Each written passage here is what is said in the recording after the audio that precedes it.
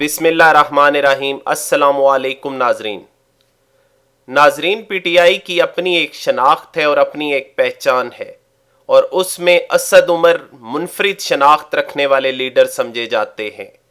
इमरान खान के बाद पीटीआई में जिस लीडर की सबसे ज़्यादा मकबूलियत है, उनमें भी असद उमर सरे फहरिस्त हैं। लेकिन असद उमर ने उस वक्त तमाम लोगों को हैरान कर दिया जब उनकी एक वीडियो वायरल हुई जिसमें वो अपने बेटे की शादी पर भंगड़ा डाल रहे हैं, डांस कर रहे हैं। तो आज हमने सियासत से ज़रा हट के सोचा अपने मिक्स्ड इन्फो टीवी के जितने भी व्यूवर्स हैं उनको असद उमर का डांस भी दिखाएं, ताकि आप भी उनके इस खूबी से माजूज हो सकें। तो ये इतनी लंबी वीडियो नहीं है जो आज आपके साथ हम शेयर कर रहे हैं।